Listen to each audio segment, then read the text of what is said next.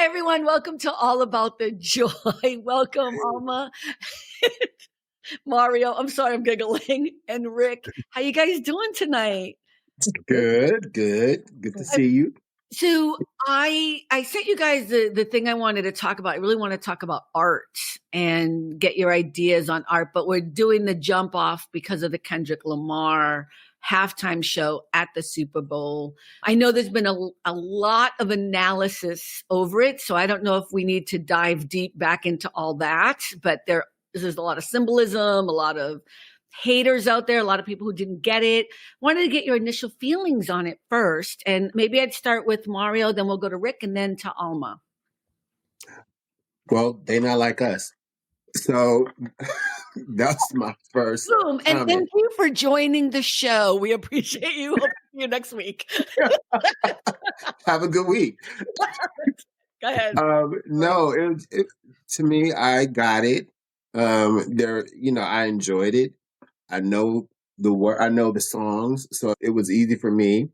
It was very cool. It actually opened up a conversation for my mother, who is, an older woman who does not like rap. So her and her friends, they checked out. She's like, I don't want to hear that. She's like, all I hear was la la la la la.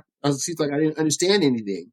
I said, okay, Mom, let me break it down to you. So we had a very in-depth conversation about some of the stuff that was happening. And she's like, you know what, Mario, thank you for explaining it to me. She said, because it gave her the opportunity to go back and talk to her friends who were just opposed to the rap of it all and not into the show. But then once I explained it, she loved it. She went back and watched it. She appreciated it for what it was.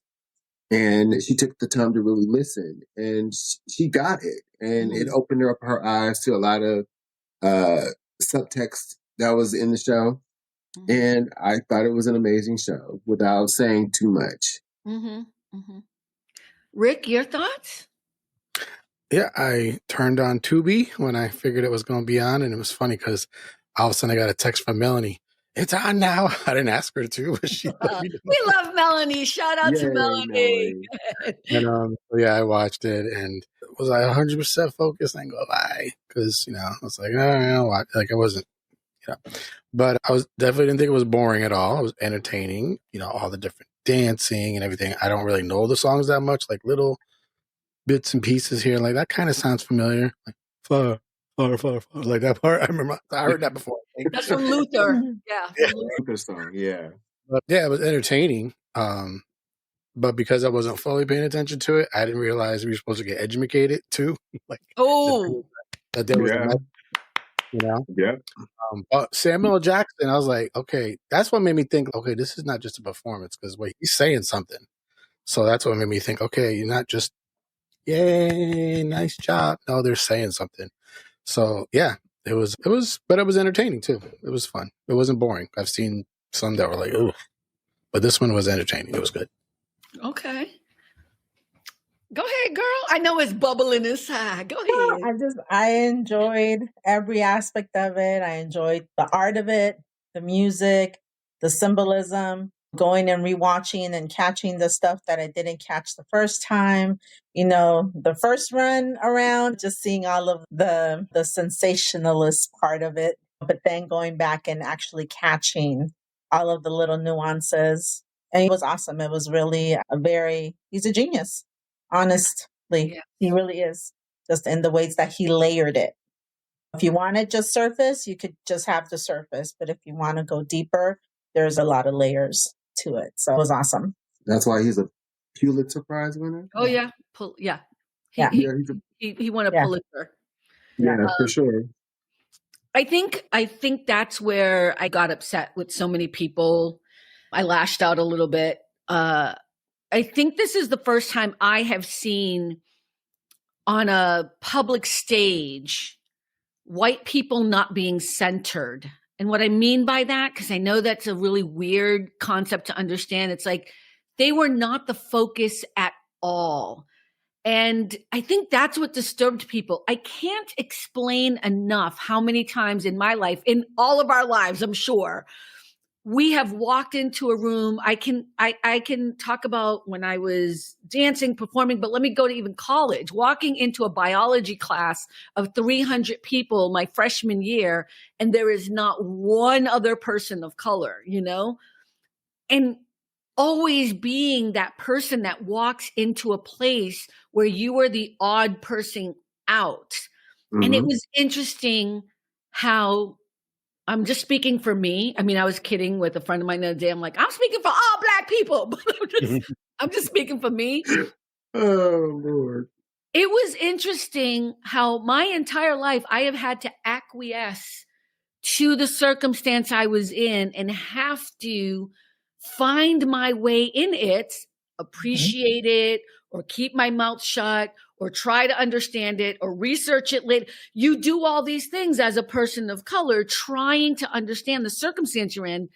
But what happened here is people just started lashing out in a really negative, nasty way, that it's not art, that it should never be on football halftime, all these horrible things. And it just incensed me. And I started thinking about, how do we determine what art is? I guess that's my big question for all of you. Like, how do you determine, or do you ever determine what art is and is not, is maybe the first question. I think art is thought provoking. Anything that's going to create a thought or make you go deeper into yourself about what you're feeling, if it evokes an emotion or a visceral response, it's art. Or if you have questions, you can say, what does that mean? It's art, because it provokes conversation, and it gives you more insight into. And sometimes the artist is very upfront about what they're saying, but then other artists let you conceptualize it for what you want it to be. And art, like they say, art is. That this was art? Do we? I don't know, Rick. I'm not trying I do. but I'm wondering, Rick, I agree did you that feel that this was a piece of art? Absolutely. Absolutely. From the symbolism to the American flag with all Black people, based on the fact that he's saying that a lot America was built on the slaves, on the backs of Black people, on the backs of slaves. Now, a lot of people don't like that statement, and they don't like that comment. Okay, wait, but that's not a statement or a comment. That's a fact. It is a fact. You but may the not thing like is, the truth. it's the truth. But the thing is, everyone wants to be mad, stay mad. That's okay. Can I just I just want to, and Rick, I'm sorry to put you on the spot, but I don't know. And I don't want to just assume. Do you feel this was art?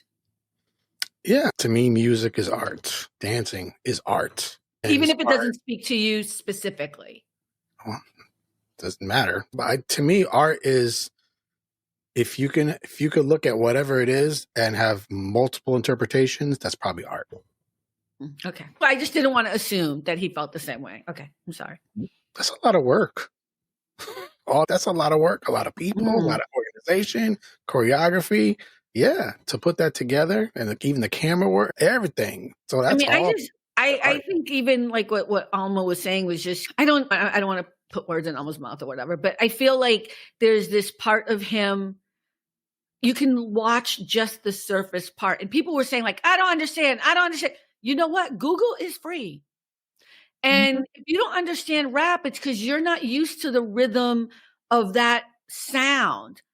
It's interesting how these same people can understand Eminem, or they can understand Macklemore, but for some reason they can't understand Kendrick Lamar. You know what I'm saying? I am throwing the race card in there. It's like, why are you able to defend and fight about Eminem, but you can't understand Kendrick Lamar? You need to think about that. You know what I mean? And it's, for me, art is that. There are pieces of art that I think suck horribly, but you know what? I keep that inside. I just keep my mouth shut. Yes. But it's like there's a sweatshirt that Mario has, and it says, "I'm not for everyone." Every piece of art is not for everyone in it, but even if it evokes anger or it evokes sadness, whatever it evokes, it still made you feel something. Whether you like the way that it made you feel or not, whether you like whatever the art is portraying or what it's saying, that's the point. It's not for, every artist, every genre is not for everyone, That's but fact. art still exists. It's just like y'all were saying, it's thought provoking. It's meant to evoke feelings, whether it's something visual, something auditory, or something that you're reading. Some 5 words on the page can evoke feelings. That's right. You know, I had a so little back and forth with Chris. We all love Chris. And he I was mad because he started writing on Facebook, Prince is the best Super Bowl Prince. And I was like, you missing the point. This is not a Right. comparison between no. Prince and Mr. Lamar. And if look at I just want to be very clear about something. I am now a huge Kendrick Lamar fan. But Welcome to the family. no, but this is what I'm saying. Like, I liked him. I listened to him. I knew a few songs. I did not know the whole Drake part until recently, like during the Kamala Harris rallies is when I started understanding more about the Drake thing, because there was that young white boy. I hate to say it that way, but there was that young man who was white who worked for the Kamala Harris campaign, and they featured him. Do you remember that? Because he was singing Yeah. every word of Not Like Us. Yes. I was like, who is this man? You know what I mean? And he did all these interviews, and I was like, what is this Drake stuff? And that's when I started getting more into, I didn't know. I had no idea. So I'm not trying to come across like you have to be some mega fan of Kendrick Lamar to understand. No. You need to be like, if anything, I want white people, and I'm going to say it this way. I know I'm going to get a lot of backlash for this. White people need to start being a little bit more open-minded that everything, like Alma said, is not for them. You know what I mean? And by the way, the halftime show, I saw this comment everywhere. Oh my God, I don't know if you guys saw this. Comments everywhere. The halftime show is for everyone. It should be something we all understand. Really? Because 54% of the NFL is black. So I'm confused when you think this is for you. Well, that's a different conversation. That's a whole different conversation. That's But a whole different conversation. But yeah, I think since Rock Nation has taken over, I think it versus Pepsi or the other I don't know major what Rock sponsors. Nation is. So Rock Nation is the company owned by Jay-Z. So he's the actual official promoter for the NFL. He's been the promoter. I had no idea. Yeah, he's been the official promoter. He and Jesse Collins have picked the halftime shows for the last, 5 years now? Mm-hmm. So although the last 5 halftime shows have been through Rock Nation, which is not only for his production, it's a production company, it's a record company, it's a fashion label. Right. That's so interesting. One thing though. Oh, go ahead, Rick. People saying, can there be subtitles? And I was like, baffled. Why do you need subtitles? Because I don't understand a word they're saying. I'm like, I understand everything he's saying. What's the problem? It's called closed caption. You could do closed caption. You could go again. I said this on TikTok. I remember going to my first ballet with Rudolph Nureyev, and it was Don Quixote. I did not understand a mother effing thing. Not one thing, but I was forced to go. I'm glad I went, because what it did, even though I left, and it didn't make me like, oh my God, I love ballet and Rudolph Nureyev. That's not what happened. But what did happen was it made me realize there's a bigger world out there than only the stuff I know. Yes. And it made me absorb the idea of art and going to museums and going to the orchestra. I'm having a tough time today speaking. That's okay. But I want to say, even though we're concentrating just on the halftime, the pre-show and all of that was really very well-rounded. Harry Connick Jr. and Lady Gaga and just all of the different pre-shows that were on as well were really well-rounded, in my opinion. But when you say well-rounded, what are we talking about? I mean, like I said, Harry Connick Jr. was one of the artists that was up there. Who was the other one? He's from there. I mean, yeah, but he's from there. But what I'm saying is, it wasn't just only Black artists from New Orleans being featured. Here's why I'm gonna push back, though. Why would it matter, right? If we're really the world, matter, right? They gave him a bone still. All white. Every artist is white, and every art, you know what I mean? Like, that's what I am so tired as a woman of color, making it comfortable for white people to feel comfortable for, You know what I'm saying? Like, I know what you're saying. It was well-rounded, but it's never been well-rounded all the time for the rest of our Oh lives. no, never. Of course not. Never. And Of I don't want to appease it. Of I do course not. want to switch it a little bit, but it's the same thing because I was talking about Marvel movies because it's this idea of what is art. And I just want to mention a couple things. So back in 2019, and it was when the movie Captain Marvel came out, Martin Scorsese and Francis Ford Coppola, who, if people are listening, don't know who they are, I would be shocked, but huge film directors. Martin Yeah. Scorsese is known for like Goodfellas and The Irishman and what else? I don't even know. A lot of Leo DiCaprio movies. And Francis Ford Coppola, of course, The Godfather, Coppola. Coppola. No, Francis Ford Coppola. Apocalypse Now. Apocalypse Francis Ford Now. Coppola, Apocalypse Now. Is that how you say it? Yeah. Mhm. Yeah. I don't know. I'm having issues. Okay. I swear to God, there's water in here. I swear to God. So back in 2019, Martin Scorsese said about Marvel movies, and this pissed me off because, again, it's what is the definition of art? He said, I don't see them. I tried, but that's not cinema. Honestly, the closest I can think of them, as well made as they are, with actors doing the best they can under the circumstances, is theme. Wow. It isn't the cinema of human beings trying to convey emotional, psychological experiences to another human being. Fuck you, Martin Scorsese. Let me quote Francis Ford Coppola. I lost so much respect for these two men. Now I'm going to quote Francis Ford Coppola. So Francis Ford Coppola said, well, because of the lack of risk in the production, Martin Scorsese says that the Marvel picture is not cinema. He's right, because we expect to learn something from cinema.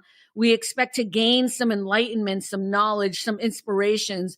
Arguably, I don't know that anyone gets anything out of seeing the same movie over and over again, which is Marvel movies. A thing that has no risk to it. I've said before, making a film without risk is like making a baby without sex. That was Francis Ford Coppola, film director of The Godfather and Apocalypse Now, like in other movies, but just throwing that out there to you guys. I think that it just shows their age. And I think that they're just maybe, I don't want to say they're not visionaries because that's not true. They are They visionaries. were in their time. But exactly. But I think that they're not able to see the value in the Marvel movies. Not because there isn't any, but just because they're not able to. And I'm going to attribute it to their generation, to their age, where their generation is like every film, everything had to have a message because of the times, because of the times that they were coming up and that they were adulting. I think Marvel movies all have a message. I Yes, agree with they you. do. But they all have a message. I can see where you're going with this to try to give them a pass. But here's the thing that we may not remember, because I did research on this. That's why I'm so angry with them. When they came out with their movies, both of them, they got so much flack for the mafia-esque, the violence, the whatever. So again, you would think they would be more sensitive, more understanding of what art is, even if they don't understand it or like it. I think they're telling their stories from their point of view. You have to remember, Scorsese he's a New Yorker. Like the mob, the mafia. That's all a part of his time when that was very prevalent. That was his focus. That's what he enjoyed studying. That's what he enjoyed writing. That's all great. But you have a new era of artists, of young directors and storytellers who want to tell different stories.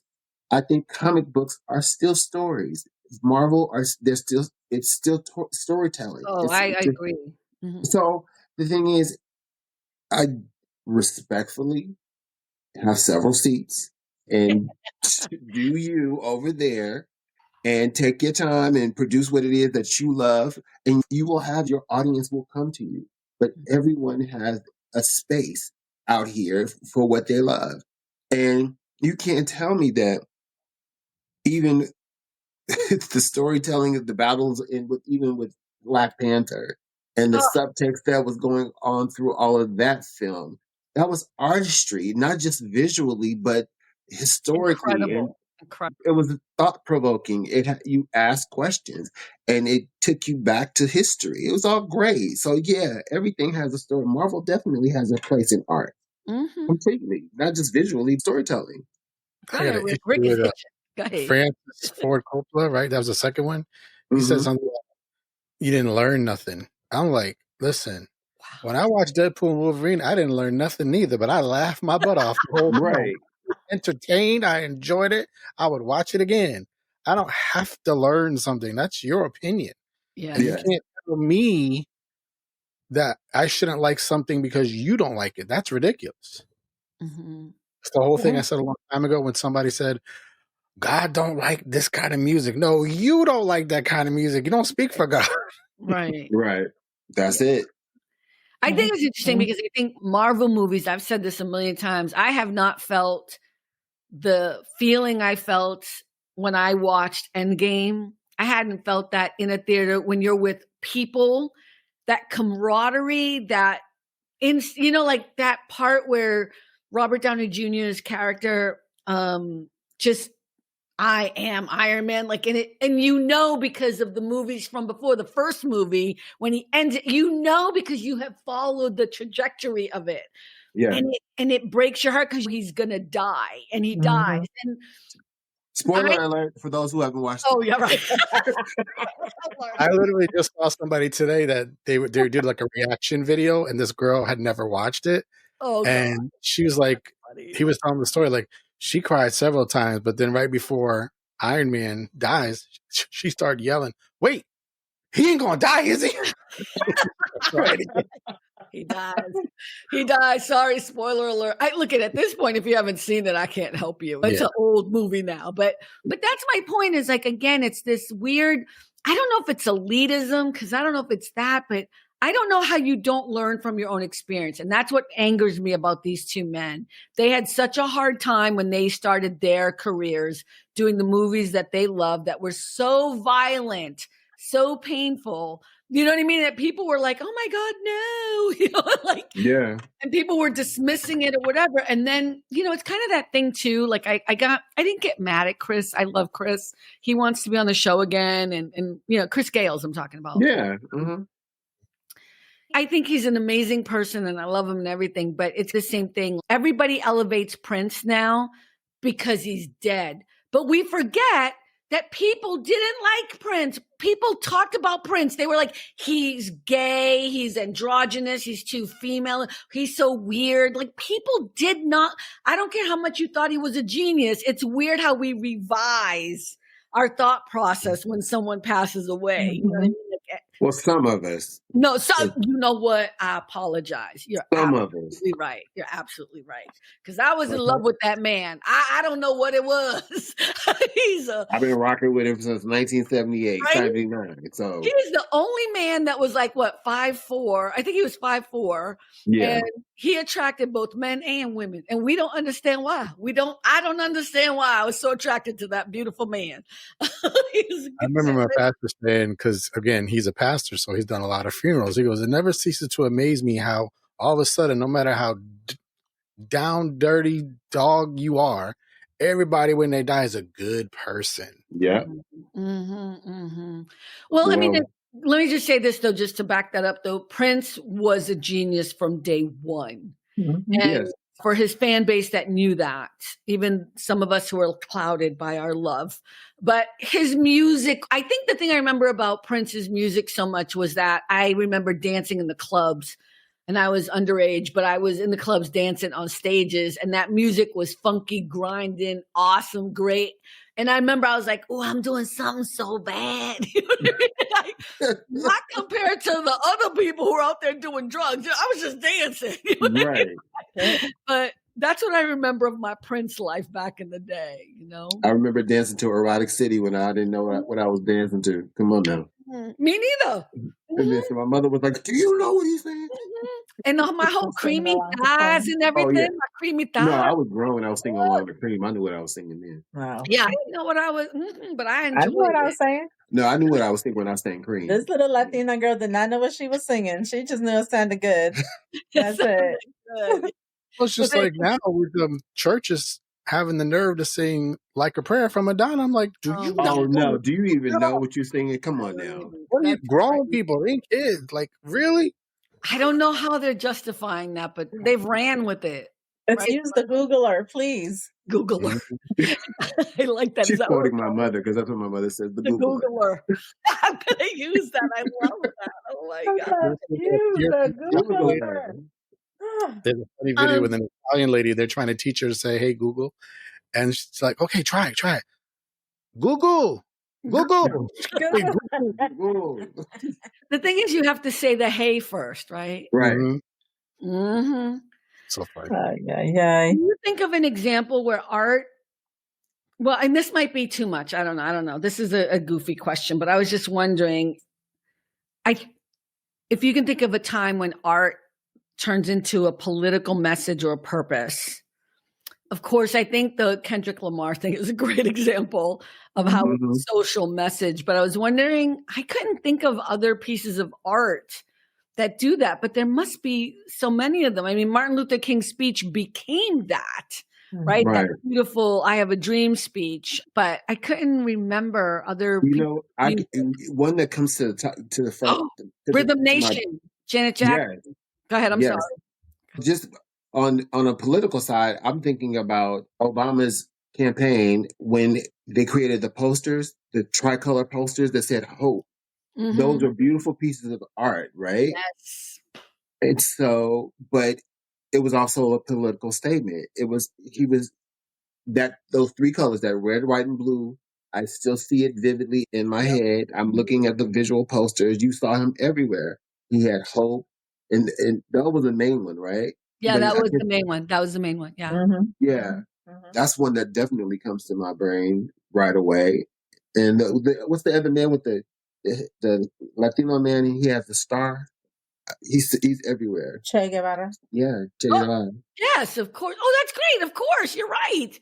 What was I thinking? You know what? I was going down the whole rabbit hole of trying to think of musicians. Right? I have a music one. Was it Nina Simone, Strange Fruit? Strange Fruit. Nina Simone. And if you don't know about Strange Fruit, use the Googler. It's heavy. Yeah. And But then Nina Maya Simone, Angelou, a lot of her poetry Still I as well. Rise, Phenomenal Woman. Still I Rise is a good one. Yes. Rick, you got any to share?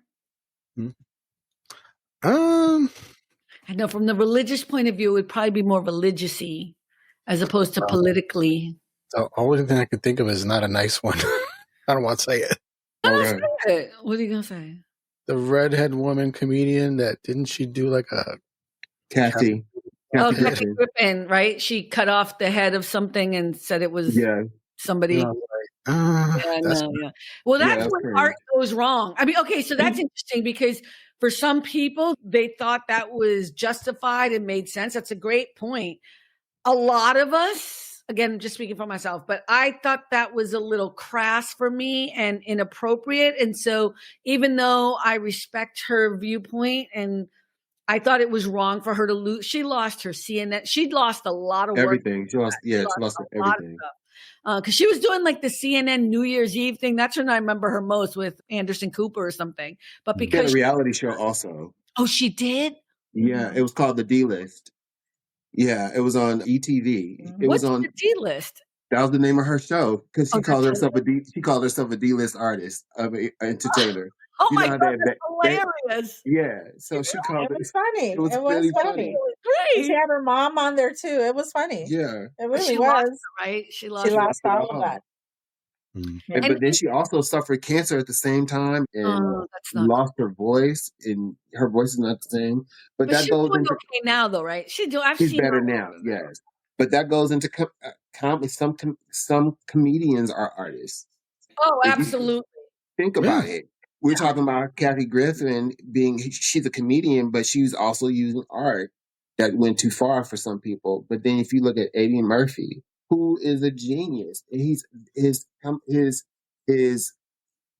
acting, his stand-up is just bar none. You know, it still holds up. Delirious still holds up. Yes, it does. That's art, because if it's something that still stands the test of time and you can still go back to it and reference it, it's art. I would say comedians are art. I have never Yes. thought of it that way, Mario, but when you just said that, comedians take a big risk because they go up there and they'll talk about religion, politics, Everything. and they're trying to make you laugh, but they're making that undercut statement.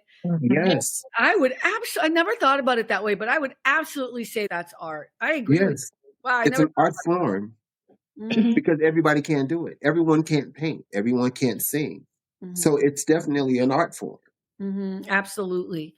I feel bad about Kathy Griffin. I mean, I'll be honest with you. I never really liked her myself. Like, she's not my kind of flavor. And what I mean by that is I don't like kind of the slappy, sticky type of, like the Jim Carrey. I respect Jim Carrey, but I don't want to watch him. You know what I mean? I don't want to watch that kind of thing. Like Steve Martin, I respect him. I don't want to watch that kind of.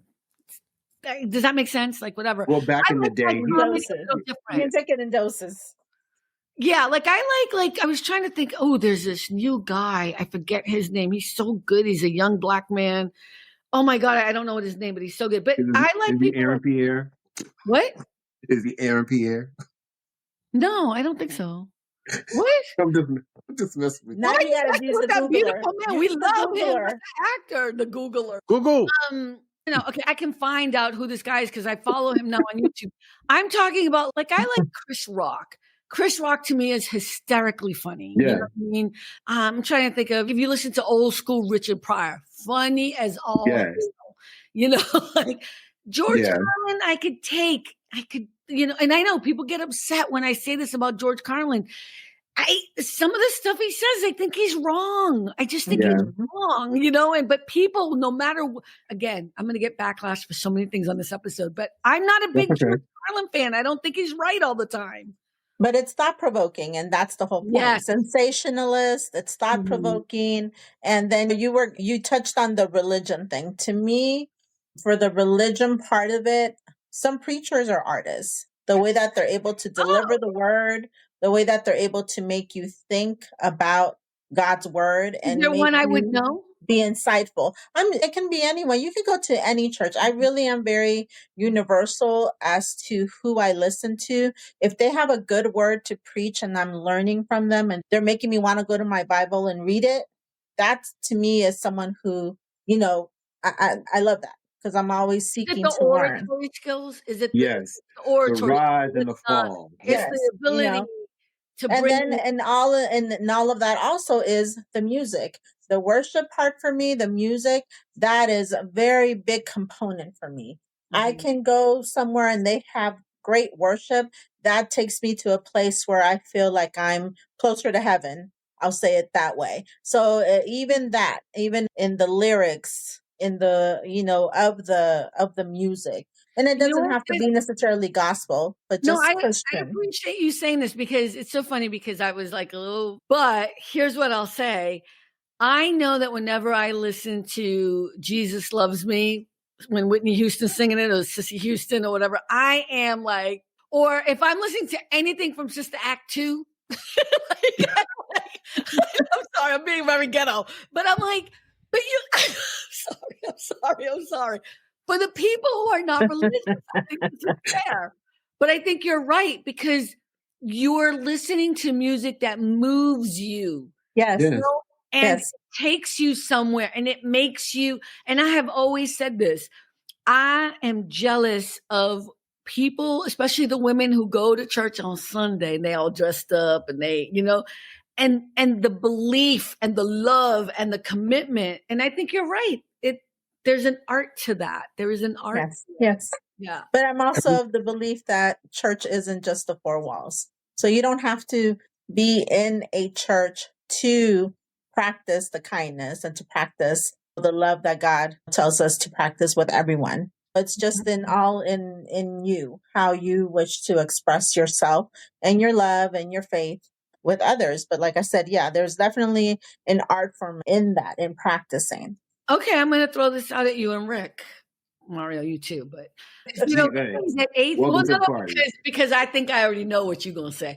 That's why I'm sorry. Okay. I think I know. I could be wrong, but so is it okay that there are atheists and agnostics in your world or in this world that you can appreciate if they might see what you think about art, but may not consider that art or something they believe in? I'm always of the thought that I'm never going to force my beliefs or my thoughts on anyone else. I can only lead by example or show you by how I live my life and how I treat others or how I, because it's examine me, examine my life. And if you can take something from that, then that's what, I feel like that's what my faith calls me to do. I have to lead a life that can be exemplary or where someone can find some light in. So you're okay though. You embrace agnostics and atheists. I love them too. God says love everyone. God says to love everyone and pray for everyone. Whether they believe in the prayer that I'm believing, it doesn't matter. I believe in the prayer that I'm saying for you, for your safety, for your health, for your deliverance. I believe So in that. how do you deal with, and Rick, I want you to chime in too. Mario, you can chime in too. I'm sorry. But this is fascinating that we've gone, this is not on the list. It's not. And I'm going to tell you, even prayer can be an art form. Some people can pray and you feel nothing. It's a flat line. Other people can pray and they move you. Prayer changes things. Do you get offended if people are like, I don't need you to pray for me because I don't believe in that? No, I feel like, no, because I'm going to pray no matter what. I'm not the person who's going to say, oh, let me, some people come and say, I'm going to lay my hands on you. And I'm not that type. If I see a need, I will pray for them. They don't need to know that I'm praying for them. Okay, but Rick, I'm curious because Rick, on your show, Rick Costa has a show every day at 3 p.m. Monday through Friday, Sunday through Friday at 3 p.m. Pacific time. See, okay. Saturdays at 11 Eastern. 11:30 Eastern. 11:30 Eastern. 8:30 your time. You can go to rickcosta.com to check it out. Okay, so I just gave you a little plug there, and now I'm gonna beat you up. So here. No, we're not gonna. No, we're not gonna. I would never. I love Rick. I'm just kidding. What are your thoughts on what we're talking about? What are your thoughts? I was just thinking about this guy, and has come up on my YouTube in a while. I guess the algorithm ain't hitting it, but this guy that's not a Christian. I don't know if he's an atheist, but he's definitely not a Christian, but he's a musician. But he'll listen to Christian songs and say, wow, that was amazing. Wow, the lyrics were good. Wow, that was moving. Sometimes he'll be like, yo, that made me cry. Like, it's doesn't matter. You can still be affected by music. Like I've always said, 2 + 2 is 4, no matter what anybody who says it. It's still the truth. But if somebody says to you, I don't want you to pray for me, I don't believe in that stuff. Like, does that bother you? How does that make you feel? Or what does that do to you as a Christian? If someone is an atheist and agnostic and you try to comfort them by saying, I'm going to pray for you. It doesn't matter what they say. They can't make me do nothing. So I'm still going to do it anyway. Probably going to do it even harder now because you said that. Right. But I'm not going to say that to their face. I'm not going to say it to their face. I'm going to respect them. No, yeah. I think that's an interesting thing because I think what I have definitely moved away from Catholicism and Christianity in a huge way. There's no question about it. And I can't say that I'm an atheist by any means. I do believe in something bigger, but I'm not sure I'm agnostic. I don't know where I'm at. I have my issues with God. I keep being like, if there's a God, I need some proof now because this is not working. Everything what I'm asking for is not working. And in my time, we now like I'm in my 50s. We still having the same conversation, my Lord. You know what I mean?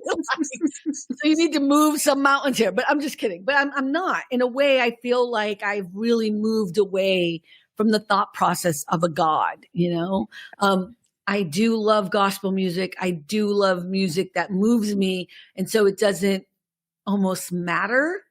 Sometimes if you're talking about hurting and killing people sometimes I hear lyrics that throw me and I'm like, okay, I can't listen to that. Like I heard a song the other day by Tupac and I was like, wait, oh no, it was Biggie. And I was like, oh, he nasty. I'm not listening to this. I've been listening to that song forever. I'm like, he being nasty. I was like, just got the word finally. You know what I mean? Because Biggie was a little nasty. Oh yeah. And not Tupac wasn't that crass. Yes, he was. You haven't gone. You have not gone into his catalog. I have gone into his catalog. Maybe I'm just more biased to Tupac. Okay, so even if there was, I can quote. Away from. We're talking about music and art. I can quote to you right off the top of my dome where Tupac told Biggie, "I effed your wife, and I did this, and I did that." I know what song you're talking about. That don't bother me as much as I know. I know. That don't bother me as much as the way in which Biggie is talking about women and what he's doing to them in the moment against their will. You see the difference? Because I feel like Tupac fighting and saying, not lies, but saying, like, instigating whatever. And that is bad. That's bad. But that I expect in rap. But what I'm talking about is the misogyny that is so bad that you're like raping people on music.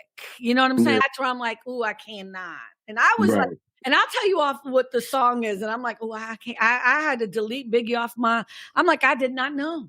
I had to delete Biggie. I don't know why Biggie was on my playlist anyways. I'm just going to say that right now. I don't know why. Because You know why he was on your playlist. I know why. But okay, going back to Rick for a moment, I just feel like for me, sometimes, especially when I watch your show, because you're on every night, and sometimes I'll try to catch you out in the afternoon here during my lunch break, and you pray for the same things over and over again. And a part of me is you praying for the same thing and it's not getting nowhere. What does that do for you? Or what do you feel when I say something like that sounds or seems dismissive, which I'm still trying to be respectful. But that's my question. Like I get sad because I used to believe and I don't anymore. Yeah. So there's a story that Jesus tells about a woman who goes to this judge's house and keeps on knocking on the door over and over and over. And finally he just relents. He's like, she keeps doing the same thing over and over again until like he just can't stand it anymore. He gets out of bed because she does it like in the middle of the night. And he finally gives her what she wants. And I think Jesus is saying like, it's okay to keep on praying over and over and over again. So I have to wear him down. That's what it is. I have to keep asking every day. You do that with people. Yeah, do that with people sometimes too. You gotta take your ticket and get in line, just like everybody else. I'm just saying. Okay. Can I jump in here? Lord have mercy. But I also want to say that what I do during that whole thing, it actually brings comfort to a lot of people, and that's really the main reason why I do it. And like when I call out your name and I know your issue specifically, and I say, Lord, please, they feel comfort from that. Now it's taking up a big chunk of time. Yes, it does. But because, it makes them feel special. I mean, now I could do it because I've memorized it so much. Like I can on the list with you. And I don't watch you daily, but I do watch you. And I'm like, and I get it because in Catholicism, the priest is Jesus basically. And so it's that same thing, right? Like it's that, look at you all rolled your eyes. I'm just saying that's the problem with Catholicism, but that's the idea is you're talking to the priest, asking for forgiveness. He is God. It's blah, blah, blah. And so what ends up happening is you do feel comforted when he calls your name out at the altar or at the, so I get it, but I love how you all rolled your eyes. Like, it's so funny. The mass is literally the exact same thing every time, except, the reading is different. The homily is different, but everything else is literally stand up, sit down. Same thing. Same response. The call response. Exactly the same. Oh, yeah. I hadn't been to church in 15 years, and then I became a godmother for the 5th time or something. And I went into the church, and it was like I had never left. They had not changed a damn thing, and it was a different state. Okay? It was a different state. I was like, what is happening? Well, you jumped right in and picked it right up, didn't you? It's kind of like an old song you hadn't heard in a long time. You just know the words. Maybe that's why, in a way, it is art. I don't know. It's weird, but repeating stuff is good too. That's not a bad. You repeat on your show, Rick. You do a lot of the same thing. And it's to comfort people. People like to feel like they know and understand something. I can feel when Alma has something to say. Go ahead, girl. It's all over her spirit. Go ahead. I can feel the spirit coming through the screen. No, I just when you said if if he was offended by you saying that you hear him praying for the same thing and nothing is happening. No, I'm going to say no, not offended. But the thing is that maybe even for myself, I pray for the same things, but they get manifested in my life in different ways. Mhm. So I think it's all in your perspective. On really, truly, I just really feel that it's in your perspective, but it's your, like Rick said, he's praying and it comforts people. I feel like prayer definitely is a conversation between you and God. That's your personal relationship, your personal language with him. Sometimes God doesn't change the thing that you want him to change, but is he changing your heart? And see, sometimes it's about maybe that thing you're asking for is not really the thing that you need to be praying for change for. Maybe And is it it's something possible if else. I push back and say, isn't that also just a way of explaining what's not happening? Right? I mean, this is the problem with a lot of people. And then that's what I'm saying. It's all about, I feel like faith, prayer, religion, it's all also about making you think. You know what I'm saying? It can't just all be Oh, handed that's to why you were you. saying it's like art. Yes. That's why you were saying it's like art. I got you. Because it's to make you think, it's to make you reflect, it's to make you look at it from different perspectives. When it's different for everyone. The prayer that I pray is specific maybe for the things that are happening in my life, but it may speak into something different into someone else's life, which I may not know what it's about. But my prayer, even as generic as it may sound, or may be perceived as generic, is actually speaking into someone's life in a different way that I may not know of. Hey, let me be clear. I'm okay with everyone praying for me. Pray for me as much as you want. I'm telling you right now, I will take all prayers. I am not against it at all. I am not one of those people. I don't care what religion you're in or what you believe. If you're praying for me, I'm all for it. Go for it. I don't care. Okay, but I have a question. I want to throw a question out there. Yes, of course. Something when you were little that you didn't think you were going to like, but you went and you did it and you loved it. That art related. Are you asking me a question? All of us, everyone. Okay, say it again. So something that you did as a child that was art related that you loved, and it's still something that you do now as an adult.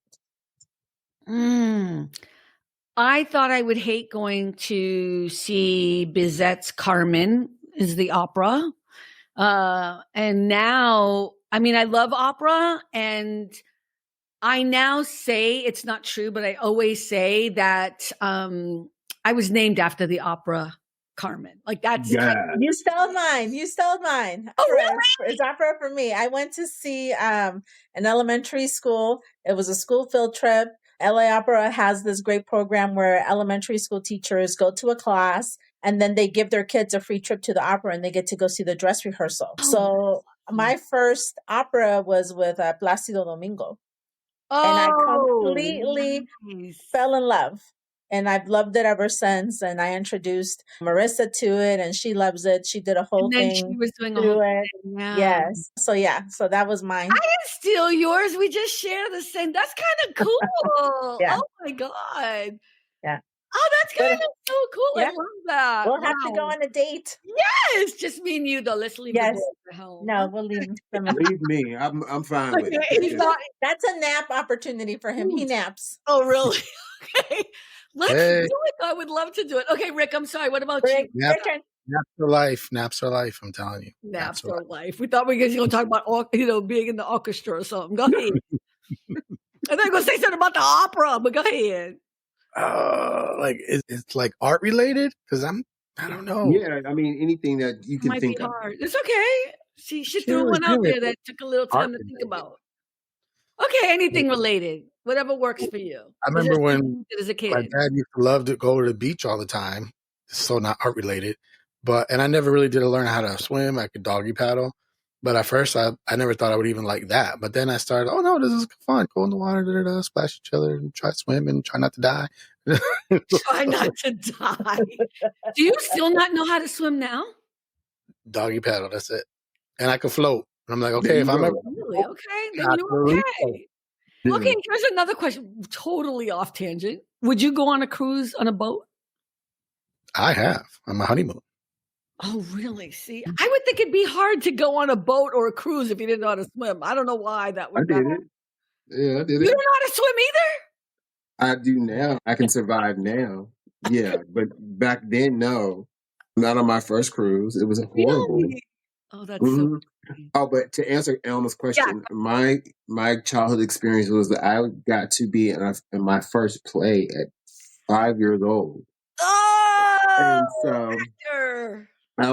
so I've been in love with theater ever since. So that's where my affection for music, musicals, plays, art, any type of concert, that's where that comes from, that 5-year-old performance. And it was a fundraiser and performance for Kaiser Permanente, believe it or not. And it was at the Wilshire E. Bell Theater here in LA. I love And it. I had my debut at 5 years old. I love it. I love it. Yeah. Isn't So that the coolest thing? Don't you love those little things that happen when you're a kid and then I don't know, they change your life, but you remember them forever. Like there are certain things I cannot remember when I was 5, 6, 7, 8 years old, but there were those little moments like what you just talked about. Oh, no, I remember clear as day. Mm-hmm. It's a thread. It's a long thread that runs through our lifespan. Did you guys just go see Janet Jackson? Is that where you were in Las Vegas? We did. I knew you did. I knew you did. At Resort World. Oh, I knew that's where you were. Okay, that's art right there. Oh, yeah. She still got it.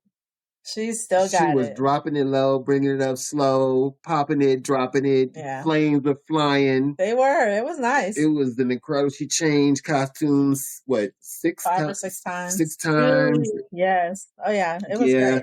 She had risers. She was on a little pole that rolls up in the middle of the stage, laser lights all around.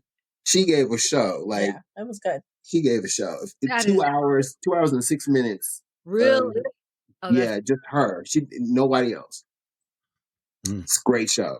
It's interesting though, right? Like how art can move us, and like I wasn't even there, but I knew when you were like, "Oh, we're gonna be in Las Vegas." I'm like, "He gonna go see Janet Jackson." I ain't gonna So did. I knew where you guys were going, and it's just like I wasn't even there, and I'm not gonna see her, but it's like I know that what she did was art. Not even a question.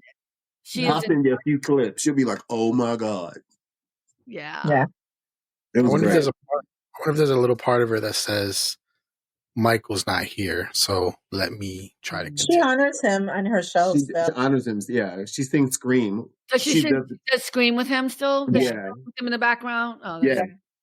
I mean, remember, Janet Jackson was an artist in her own right, regardless of Michael. I'm not trying to be rude, but like, I loved Nasty and, Control. Control was first, right? Control was her first album. No, it's Young Love. What was her first album? Was Young Love. Okay, what was Pleasure Principle? I knew that whole song. That's the Control album. Okay, I knew that. I could do that dance right now for you all. I could do it right now. I knew Get on that chair. The chair. And I could do the chipping, and I could do the backflip back in the day. You better do it. And she didn't really, let me just tell you, she did not do the backflip. You know that because you can see the edit. She didn't actually do the backflip. I did the backflip because I was all in that. But she was an artist in her own right. And so the only reason I push back on that is because I'm sure she misses her brother, but those are two different geniuses right there. Yeah. In the same family. Crazy. I saw a clip though, where Michael said that Janet stole his military stuff from Rhythm Nation. He said that in a clip. Was he being funny? Oh, come on. No, he was upset. He was like, no, because he was already doing his story album. He needed to stop. No, he said it started with Captain EO when he was doing the We Are the Change the World. He was doing the militant moves, and she saw Captain EO, and she's like, Michael, can I kind of, borrow that? And he's like, whatever, because he's like, I was about to go into the whole military type dance. He said, Janet stole that. Shade.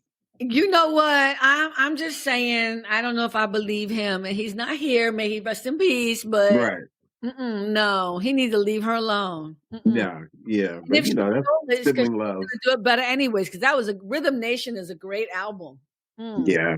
Another layered thing that people did, 1814, people did not understand all of these things. It was so layered. People angry about that album too. Remember when that came out? Angry about it. I don't know why. Wasn't she an actress too on Good Times as a little girl? Oh yeah. Oh yeah, that was Penny. Mhm. Yeah. This Penny. That was a sad storyline though. I hate it. Yeah, I was. Rick, I was sure you were going to say the comic books were your art thing. What comic book? Well, that's true. Any comic, Until- reading no. comic books. Wait, It is no, powerful. You read comic books? I didn't read. So I read comic books. You should I'm see how many. asking. I don't know. Have you haven't seen read- it? You looking The behind background? them? But that's Right. not comic books. That's Marvel shit. But Oh, it comes sorry. from comic Comics. books. Oh, but I didn't know he read. Some people, I'm just saying, some people love Marvel, but are not comic book fans. I've never heard Rick talk about reading comic books. I didn't know. I Yeah, didn't I think it was until I was like 14, I think. It was whenever that Fox X-Men cartoon came out. Then I was like, Mhm. oh, this is dope. Let me. So do you look. have some that we could sell and invest in the podcast live stream? Do You know what a long box is? A long box is a specific box made for comics. I don't even know how many long boxes I have full of comics. Wow. Wow. See, You we could knew. sell That's those an and art make a lot form. of We knew. money. That's a art collection. I told my son, I said, if I die, you better sell these things, make some money. Why don't Yeah. you sell them now and make some money? Yeah, you could. The older they are, though, the more money you Joy, get. but I'm just saying, like, leave that stupid job. I mean, not the stupid job. It's a great It's job. not stupid. It's income. It's income. We love our jobs. We do. And with that, at the hour mark, before we go down, a horrible, you know what? I had a worse day today at work, and yesterday was a horrible day, and then it was raining all day, and I hate how people drive in LA. So, yeah, I'm just saying, if you sold the comic books and they were worth millions of dollars, I mean, how much are comic books worth? They're worth a lot of money. It They depends. can be. Yeah. It depends. You like Cynthia. You don't want to spend your money. You got money, you got investments, but you don't want to spend it. Mhm. Well, like there's also this digital comic thing called Vivi, VEVE, and it's all digital comics. And I took a chance one day, and there was like a really old Hulk one. I was like, let me take a chance. It was like $20. I was like, ooh, that's a lot, because usually most of them are $6.99. I was like, but this is really old. Maybe it's worth something. I did a little bit of research, and there's 5 possibilities you can get, like just normal, blah blah blah, until super rare. I got the super rare, and You're that thing cost kidding. $1,000. Wait, you bought it for 20 and then now it's 1,000? It's worth 1,000. Yep. It's a digital thing? It's digital. And you don't want to sell that? You never know. It could go more later. Mm. I'm just saying, I you know what? I'm not that kind of investor. I don't invest like that. Like, I'm not going to be hurting in pain while I have investments that could make me feel happy. I'm not that person, but that's why I guess I work for other people, because I don't wait the long game. But all right, with that, I am going to end the show. Thank you so much for stopping by. You guys are awesome. We have so much fun in these private lounges. Please visit us at allaboutthejoy.com. And remember, at the end of the day, it really is all about the joy. Yay. Goodbye, Thank you, everybody. everyone. Bye. Bye. Thanks for stopping by All About the Joy. Be better and stay beautiful, folks. Have a sweet day.